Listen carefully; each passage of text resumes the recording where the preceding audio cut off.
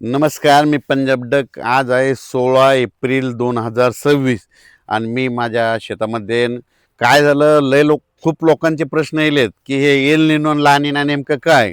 तर त्याच्याबद्दल माझी सर्व शेतकऱ्याला विनंती आहे, मी तुम्हाला सविस्तर सांगणार आहे. हे मुद्दाम स्पेशल चांगला व्हिडिओ आहे का, कारण की एल निनो ला निना विषयी इतकं सविस्तर तुम्हाला कोणता तज्ज्ञ सांगणार नाही. तर तुम्हाला सांगतो, याच्यावर मी खूप अभ्यास केलेला आहे. तर याच्याविषयी मी सांगणार आहे. नेमकं एल निनो असल्यावर पाऊस पडतंय का आणि लहान निनाबद्दल पाऊस पडतंय का, याचा सविस्तर माहिती ह्या व्हिडिओमध्ये सांगणार आहे. आणि तुम्ही हे निश्चितपणे ऐकावी, कारण की हे काय झालं, तर काय होईल की महाराष्ट्रातले जे शेतकरी आहेत ते एल निनो म्हणलं की त्यांना वाटायला दुष्काळ पडता आणि ला निना म्हणलं की पाऊस पडणं, असं त्या लोकांच्या मनात भीती आहे. म्हणून मी हे संपूर्ण व्हिडिओ स्पेशल शेतकऱ्यासाठी, सगळ्यांना हे एल निनो नेमकं काय आणि ला निना काय आणि याचा खरंच पाऊस पडतंय का आणि नाही पडतंय का ह्याचा सविस्तर तुम्हाला माहिती देणार आहे. म्हणून हे सर्व शेतकऱ्यांनी लक्ष द्यायचं. तर एल निनो आणि ला निना हे दोन मुळातच स्पॅनिश भाषेतील शब्द आहेत. याचा अर्थ नेमका ठाऊक नसला तरी याचा आणि पावसाचा कुठंतरी संबंध आहे असं प्रत्येक जणांना वाटतं.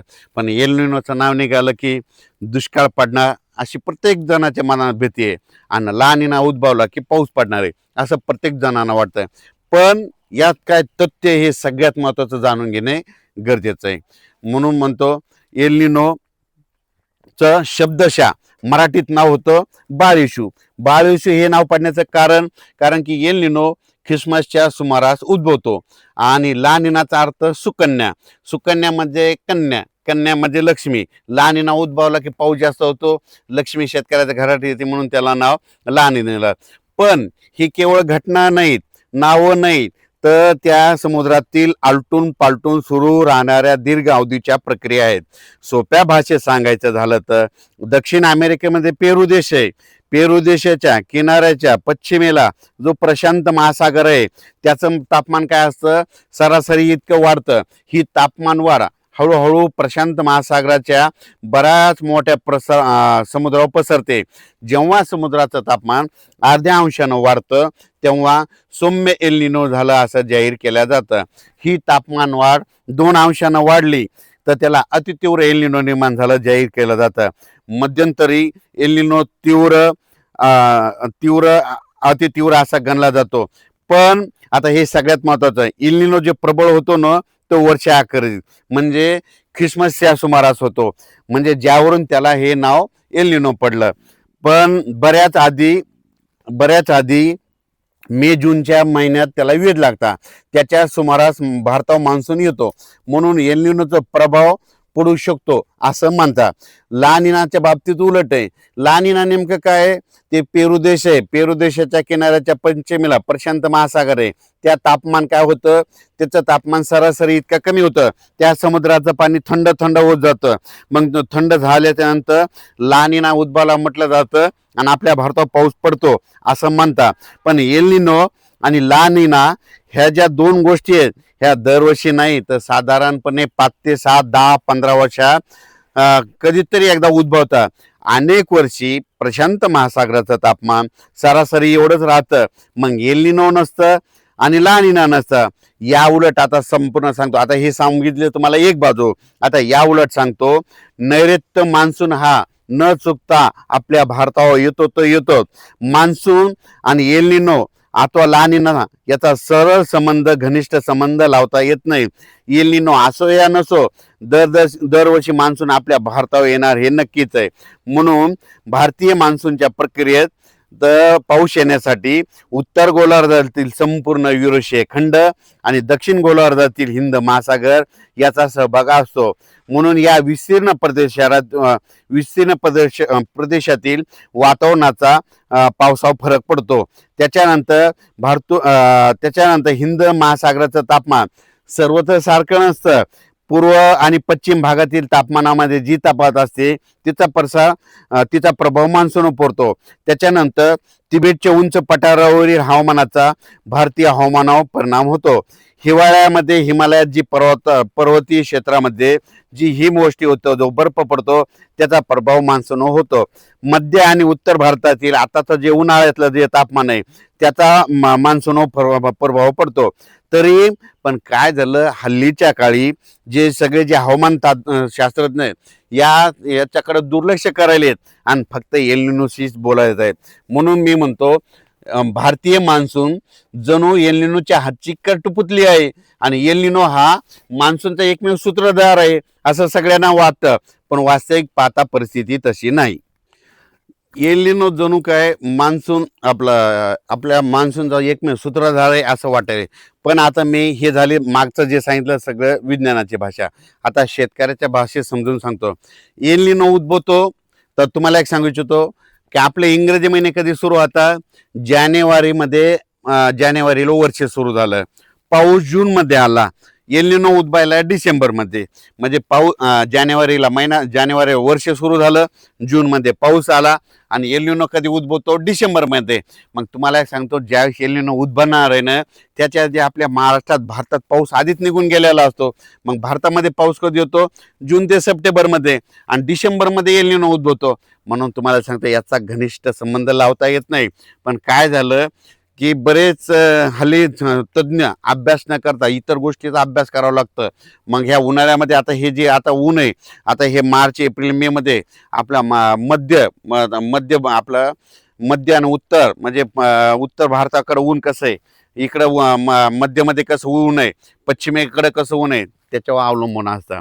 पण तुम्हाला एक सांगतो, आणखीन परत एक सांगतो, आपला जानेवारीमध्ये वर्ष सुरू होतं, पाऊस जूनमध्ये येतो, आणि एल निनो कधी उद्भवतो, डिसेंबरमध्ये कधी उद्भवतो, डिसेंबरमध्ये तिथं दक्षिण अमेरिकेमध्ये पेरू देश आहे ना, त्या समुद्राचं पाणी तिथं गरम होतं आणि ते गरम झाल्याच्या नंतर तुम्हाला सांगतो वास्तविक पाहता तिथं जर गरम झालं तर तिथं हवेचे कमी दाब तयार होतात आणि त्या भागामध्ये पाऊस पडतो. पण त्या डिसेंबर महिन्यामध्ये आपल्या इकडं थंडी असते, मग इकडलं बाष्प तिकडे जरी गेलं तर त्याचा काही संबंध येत नाही. म्हणून म्हणतो एल निनो असो या नसो, दरवर्षी मान्सून जूनमध्ये येतोच भारतात. हे गणित वर्षानुवर्ष लिहून ठेवायचं. फक्त काय झालं, पाऊस 4 महिने, थंडी 4 महिने, उन्हाळा 4 महिने, हे झाले 3 ऋतू. पण ह्या काय झालं, वाढत्या तापमानामुळं, ग्लोबल वॉर्मिंगमुळं निसर्ग 22 दिवस पुढे सरकला, थंडी 22 दिवस पुढे सरकली, उन्हाळा 22 दिवस पुढे सरकला. लहान मुलाला जर विचारलं ना पाऊस कधी येतो, तो म्हणतो 7 जूनला येतो. पण आता यापुढे एक गोष्ट लक्षात घ्या, 7 जूनला येतो ना, हे ऊन तापल्यामुळे, हे निसर्गाच्या वाढत्या तापमानामुळं काय झालं, 22 दिवस पुढे सरकाला. मग त्या 7 जूनमध्ये 22 मिसळा. दरवर्षी कधी महाराष्ट्रात पाऊस येणार, आता यापुढे माझे म्हणणं आहे, कोणालाच विचारायचं नाही, मला सुद्धा विचारायचं नाही. त्या 7 जूनमध्ये काय करा, 22 मिसळा, म्हणजे जवळपास दरवर्षी जूनच्या शेवटच्या आठवड्यात महाराष्ट्रात मान्सूनचा पाऊस येणार, हे वर्षानुवर्षाच लिहून ठेवा. तर बऱ्याच शेतकऱ्याचे पुन्हा एक प्रश्न आला, तर ते म्हटले की आतापर्यंत आपल्या महाराष्ट्रात गारपीट होत नव्हती आणि आता या 2020 पासून कशी व्हायली. तर तुम्हाला एक सांगतो, त्याचा एक सविस्तर आज खुलासा करून टाकतो. तर तुम्हाला एक सांगू इच्छितो, आतापर्यंत काय व्हायचं, म्हणजे जानेवारी फेब्रुवारी मार्च महिन्यामध्ये आपल्या इकडे इतकं ऊन कधीच तापत नव्हतं. पण काय झालं, 2020च्या नंतर हे ऊन या ठिकाणी तापले जातं, तापल्याच्या नंतर या ठिकाणी हवेचे कमी दाब तयार होतात, कमी दाब तयार झाले की वारे जास्त दाबाकडून कमी दाबाकडे येतात. तुम्हाला एक सांगू इच्छितो, 2016चं सांगतो, 2016ला WD म्हणजे पश्चिमी विक्षोभ म्हणजे कशा जात होतं 2016ला, त्याचा अभ्यास केला. आफ्रिका खंडाहून कराचीहून काय व्हायचं, गुजरातहून हरियाणाहून पंजाबहून तसंच काय व्हायचं, केरळ, काश्मीर ह्या परिसरामध्ये असा WD जायचे. पण ते काय झालं, पण त्यावेळेस आपल्या इकडे तापमान कधी होतं, 2016ला 38-39 होतं. त्याच्यानंतर 17ला काय झालं, म्हणजे कराचीहून गुजरातहून मध्य प्रदेशहून उत्तर प्रदेशहून हिमाचल प्रदेश, असे वारे व्हायचे, म्हणजे ते WD तसे जात होते. त्याच्यानंतर आपल्या इकडे पुन्हा आणखीन महाराष्ट्रात तापमान वाढू लागलं या मार्च एप्रिलमध्ये. मग त्याच्यानंतर ते WD काय झाले, म्हणजे कराचीहून गुजरातमधून इकडं धुळे, नंदुरबार, जळगाव, इथून असं लगेच इकडं छत्तीसगडकडं, हे असं गेल्याच्या नंतर, आणि त्याच्यानंतर काय झालं, 19-20च्या नंतर हे सरळ इकडं खेचल्या चाललंय, म्हणून हे तापमान वाढल्यामुळे ह्या सगळ्या गोष्टी घडत आहेत. तापमान कमी करायचं असेल तर झाडं लावा लागतील, झाडं लावा, पृथ्वीचं तापमान कमी करा. जोपर्यंत तापमान कमी होणार नाही तोपर्यंत असंच गारपिटीला, अवकाळी पावसाला सामोरे जावं लागेल. पण तुम्हाला एक सांगू इच्छितो, हे तापमान वाढ हे फक्त हे झाडाला दोष देता येत नाही, तर त्याला सगळ्याला आपण सगळे कारणीभूत आहे, सगळेजण कारणीभूत आहेत. सिमेंटचे घर झाले, सिमेंटचे रोड झाले, जागतिकीकरण झालं, कारखानदारी वाढली, वाहनं वाढले, कारखाने वाढले, MIDC वाढल्या. हे वाढल्याच्या नंतर काय झालं, हे तापमान वाढलं, वाहनामध्ये AC वाढलं, AC मुळे त्या गाड्या गरम व्हायला, त्याच्यामुळे ते तापमान वाढलं. हे तापमान कमी करायचं तर भविष्यात झाडं लावा लागतील. झाडं लावा, पृथ्वीचं तापमान कमी करा. परत तुमच्या मनात एक प्रश्न आला आहे, झाडं नसले तरी पाऊस पडतो का? तुम्हाला हे सांगतो, झाडं नसल्यावरही पाऊस पडतो, वाळवंटात देखील पाऊस पडतो. पण पाऊस असा पडतो जगातून पाणी वाचल्यासारखा. जितकी झाडं जास्त तितका पाऊस रिमझिम पडतो. तुम्ही बघा पुणे महाबळेश्वरचा पाऊस कसा असतो, रिमझिम असतो. खूप झाडं आहेत, आपल्याकडे झाडं नसल्यामुळं म्हणून तो भविष्यामध्ये झाडं लावा लागते. झाडं लावा, पृथ्वीचं तापमान कमी करा. परत एक शेतकऱ्याला सांगतो की एल निनोचा आणि ह्या ला निनाचा काही अर्थार्थही संबंध नाही, आपल्या याच्या वातावरणात सगळ्या गोष्टी असतात. पण तुम्हाला एक सांगू इच्छितो, बरेच जण म्हणाले दुष्काळ पडणार. दुष्काळ हे कसं असतं माहिती आहे का? दुष्काळ म्हणलं की त्यावर्षी पिकं पेरण्यात होत नाही, काय उगवत नाही. शेतकऱ्याला म्हणतो घाबरू नका, यावर्षी चांगला पाऊस पडणार आहे, सरासरी इतका पडणार आहे. जसं म्हणजे दरवर्षी पडते तसाच पाऊस पडणार आहे, पण यावर्षी परतीचा पाऊस चांगला पडणार आहे, म्हणून हा अंदाज सर्व शेतकऱ्यांनी लक्षात घ्यायचा. म्हणजे सांगायचं झालं तर 2026 शेतकऱ्यासाठी चांगलं वर्ष राहणार आहे. आणि ह्या पावसाचं कसं असतंय, एल निनो असो या नसो, तुम्हाला एक सांगतो, दरवर्षी पाऊस ठरलेला जूनच्या पहिलं काय व्हायचं, 7 जूनला येत होता. पण ह्या वाढत्या तापमानामुळे काय झालं, निसर्गात 22 दिवस पुढे सरकायला, मग आपण देखील 22 दिवस पुढे सरकायला पाहिजे. म्हणून म्हणतो, मग कधी होणार, दरवर्षी जूनच्या शेवटच्या आठवड्यात पाऊस येणार.